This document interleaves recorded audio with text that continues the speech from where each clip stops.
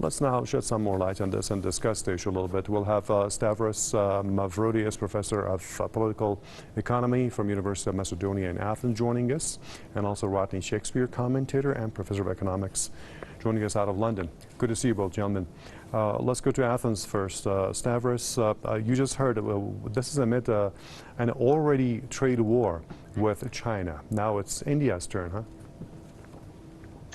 Exactly. This is another move in the U.S. instigated trade wars for these days. Let me make a first point.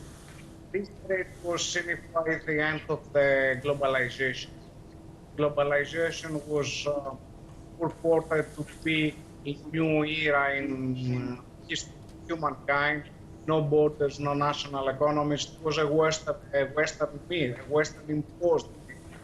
Actually, it was a Western and primarily US policy through which the US primarily gained financial supremacy, but at the cost of losing productive and particularly manufacturing strength.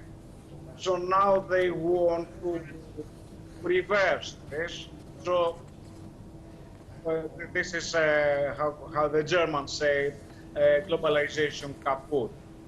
Now, the US, on the other hand, moved very aggressively and against many players and many opponents.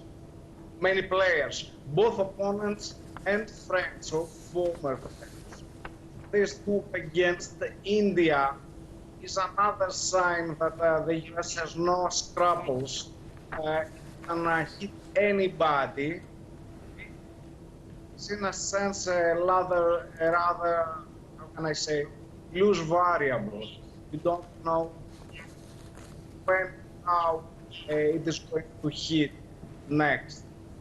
And this has problems, of course, in my opinion, in the sense that, okay, US have declared China to be their strategic opponent for the future, the one which they fight for international supremacy.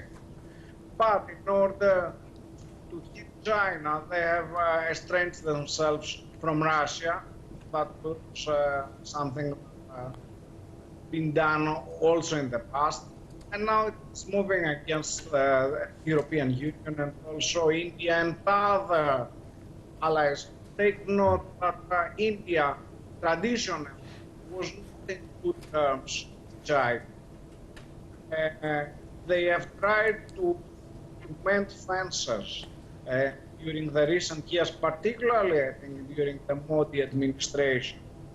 That even common military exercises, limited ones, but common military enterprises, they have their problems, but US aggressiveness, I think, is pushes India towards China more. Now let me go to London to Professor Shakespeare. Professor, what's wrong with this preferential trade with India? Why would the U.S. want to end that? Well, it's quite true that the USA is indulging in a trade war. It's quite true that it has put tariffs on steel and aluminium, and it has withdrawn previous concessions to India. That is all clearly true. But what is important is the timing of this, which is today.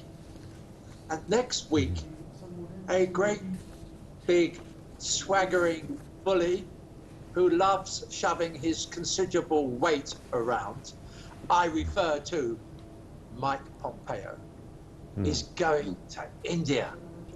And there, he is going to try to overthrow a contract already agreed between India and Russia for the S-400 missile system. And at the same time, as he's trying to do that, he's pressurizing India to stop buying Iranian oil. And so it's true that Prime Minister Modi lashed out at America at the Shanghai Cooperation Council for America and its unilateral trade tariff war. But really behind this is the S-400 deal and the fact that the USA is pressurizing Iran on oil purchases by India. So the situation is much bigger than trade tariffs. It lies behind the relationships between India and the USA.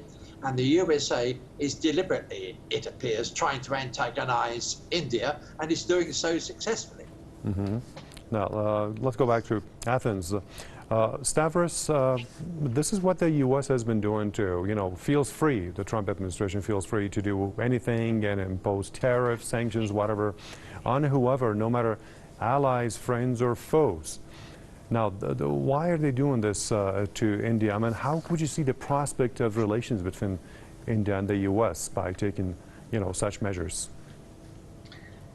Let me say this. First, it is the policy of not only the Trump administration. The Trump administration is doing this very aggressively, but also previous administrations, Obama administration. What's this policy? The U.S.